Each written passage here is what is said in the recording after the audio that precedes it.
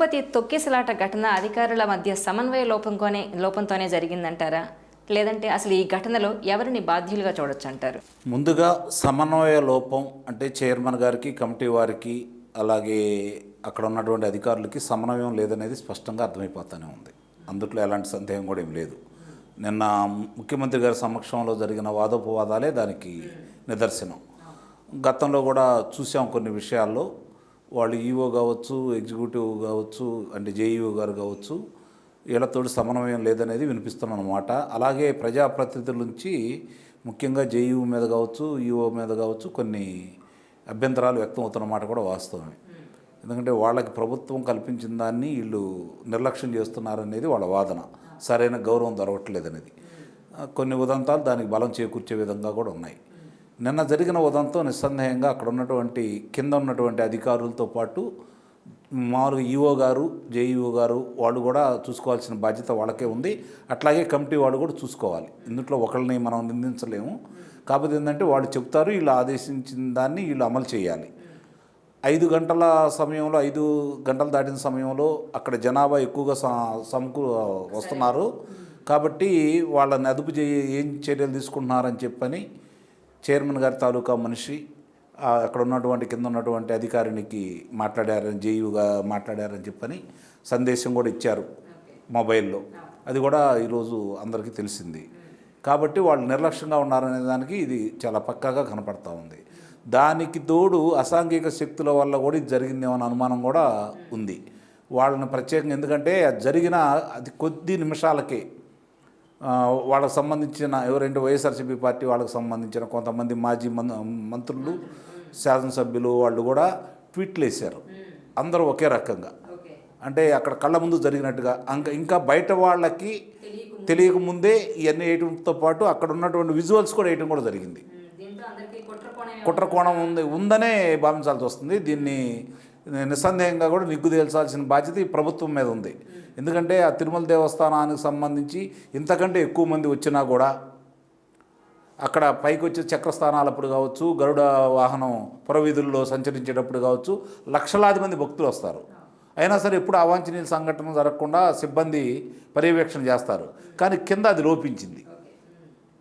కానీ లక్షల మంది కూడా ఏమి లేరు కదా. 2500 మందిని నియంత్రించలేకపోవడం అనేది దారుణమైన విషయం. ఇంకోటి, అధికారుల నిర్లక్ష్యం ఎక్కడ కనపడతా ఉంది అంటే, అక్కడ అంతమంది సమకూరిన తర్వాత ఉదయం నుంచి సాయంత్రం దాకా అక్కడ ఉంటే వారికి మంచినీళ్ళు కావచ్చు, లేకపోతే టాయిలెట్ సౌకర్యాలు కావచ్చు, ఆహారానికి సంబంధించింది కావచ్చు, షామియానాలు కావచ్చు, రాత్రిపూట వాళ్ళు మరి ఉదయం దాకా ఉండాలి కదా, వారికి వెలుతురుకు సంబంధించినటువంటి విద్యుత్ దీపాలు వెలిగించడంలో కావచ్చు, ఇవన్నీ ఏమి లేవు. అక్కడ కళ్ళ ముందు కనపడతానే ఉన్నాయి. మరి అంత నిర్లక్ష్యం ఏంటి? భక్తులంటే అంత నిర్లక్ష్యమా? వాళ్ళు చేయాల్సిన పని ఏంటి? ప్రజలకి ఏం కావాలో, సౌకర్యాలు ఏం చూసుకోవాలో, భక్తుల్ని వాళ్ళకి ఏ ఇబ్బందులు లేకుండా, తోపులాట లేకుండా వెళ్ళాలని చూసుకోవాలి కదా. పైన చక్కగా ఏర్పాటు చేశారు, ద్వారాలు పెంచారు, నడకదారిన వెళ్ళేదా ద్వారాలు పెంచారు, విశాలం చేశారు, ఏ ఇబ్బందులు లేకుండా చూసుకుంటానే ఉన్నారు. అసలు ఈ పాపం గతంలో ఎప్పుడూ లేదు కదా.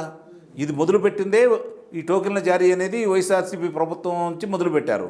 2 రోజులు ఉన్నదాన్ని వైకుంఠ ఏకాదశి సందర్భంగా 2 రోజులు ఉన్న కార్యక్రమాన్ని తీసుకొచ్చి 9 రోజులు చేసింది వాళ్ళే. ఎందుకు చేశారు? ఆ 2 రోజులు కూడా మంత్రులు, శాసనసభ్యులు, బాగా డబ్బున్న వాళ్ళు, వ్యాపారస్తుల దగ్గర ఇబ్బడముబ్బడిగా డబ్బులు దుబ్బేసి లక్షల్లో అమ్ముకొని వాళ్ళని దర్శనం చేయించుకోవడం కోసం ఆ 2 రోజులు వాళ్ళకి మాత్రం కేటాయించుకొని మిగిలిన వాళ్ళకి అప్పనంగా వస్తున్నాయి కదని చెప్పి వాళ్ళ దగ్గర కూడా వసూలు చేసుకోవడానికి 7 రోజులు పొడిగించారు. వాస్తవంగా మనకి ఆగమశాస్త్రాల ప్రకారం చూసుకున్నా, మరి వేద పండితులు కొంతమంది చెప్పేదాని ప్రకారం చూసుకున్నా కూడా 2 రోజులే ముఖ్యమైన అని చెప్పి చెబుతున్నారు కదా. ప్రశస్తమైన రోజులు అవి 2 అని చెప్తున్నప్పుడు పొడిగించాల్సిన అవసరమే వచ్చింది. ఇది ఈ కమిటీ వారు వచ్చినప్పుడు కూడా దీన్ని కూడా ఆలోచించేసి తగ్గించాల్సింది. వాళ్ళు చేసిన తప్పిదాలు కనపడుతున్నాయి కదా, మళ్ళీ 2 రోజులే కొనసాగించాల్సి పాత పద్ధతి అనుసరించాలి. అయినా సాంకేతికంగా ఇంత పరిజ్ఞానం అందుబాటులోకి వచ్చిన తర్వాత ఇంకా నెల రోజుల తర్వాత వచ్చే భక్తులకి మీరు ఆన్లైన్లో టికెట్లు ఇచ్చినప్పుడు ఇప్పుడు కూడా అలాంటి కార్యక్రమం చేపట్టాలి కదా. ఇవి నిస్సందేహంగా అధికారుల యొక్క లోపాలనేవి స్పష్టంగా కనపడతా ఉన్నాయి. ఇందులో ఎలాంటి సందేహం కూడా లేదు. అక్కడున్న పోలీసు వారు కూడా వాళ్ళని కూడా ఇప్పుడు డిఎస్పీని సస్పెండ్ చేశారు. కానీ ఇప్పుడు అక్కడ ప్రధాన ద్వారం తీయకుండా, లేదంటే వాళ్ళ దగ్గర ఉన్న మైకులో, బాబు మీరు ఆగండి, పలానా అమ్మాయి అక్కడ ఉంది, మీరు ఎక్కడైనా అక్కడ కూర్చోండి, ఆమెకు వైద్యం కోసం తీసుకెళ్ళాలి మేము, ఆసుపత్రికి. కాబట్టి మీరు ఎక్కడాలు కూర్చోండి, ఇంకా టికెట్లు ఇవ్వట్లేదు, ఎవరికి ముందుకు రావద్దు అని చెప్పని దాన్ని ఆపుకోవాల్సిన బాధ్యత వాళ్ళకు ఉందా లేదా? చిన్న పని ఇది. దానివల్ల ఈరోజు 6 మృత్యువాతన పట్టడం కూడా జరిగింది కదా. అసలు ఆమె అక్కడికి ఉన్న ఆమె ఏ విధంగా అస్వస్థ అయింది దాని మీద కూడా విచారణ జరపాలి. ఎందుకంటే అంత ఏం జరిగింది ఏందనేది. దానికి తోడు అక్కడ ఉన్నటువంటి ఆ పార్కు సంబంధించి పాఠశాల పక్కన పార్క్ అనేది ఒకటి ఉంది, దాంట్లో అసాంఘిక కార్యక్రమాలు జరుగుతూ ఉన్నాయి. వాళ్ళు కూడా వచ్చి దీంట్లో కలిసిపోయి ఇలాంటి అఘాత్యం చేశారని చెప్పనే భావించాల్సి వస్తుంది. అది కూడా సమగ్ర విచారణ జరపాలి.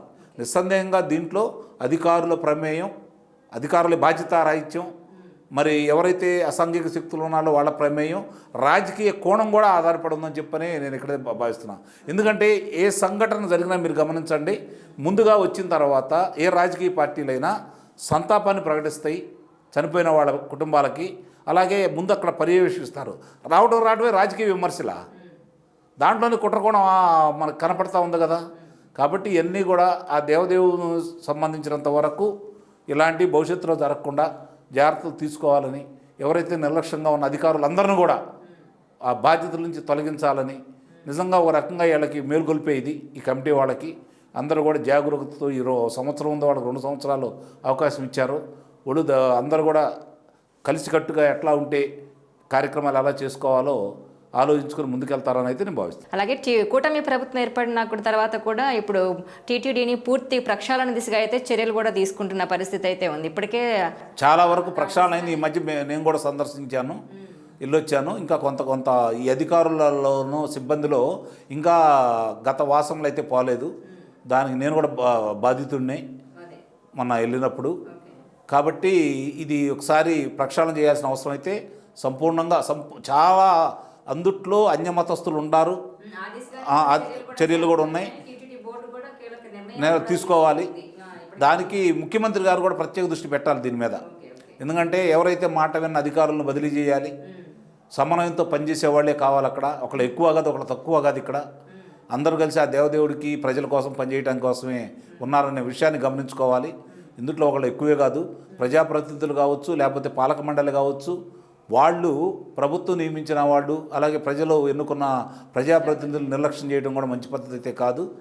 కాకపోతే ప్రభుత్వం కూడా ఇబ్బడిముబ్బడిగా ఎక్కడ పడితే అక్కడ ఇలా సంఘటన జరిగేటప్పుడు వాళ్ళకి తగు చర్యలు తీసుకుంటే వాళ్ళ మీద భవిష్యత్తులో ఇంకోళ్ళ అలాంటి కార్యక్రమాలు చేయకుండా నిర్లక్ష్యంగా ఉండకుండా ఉంటారని అయితే నేను భావిస్తున్నాను. ఈ వీడియో మీకు నచ్చినట్లయితే please share, like and subscribe R24 Telugu.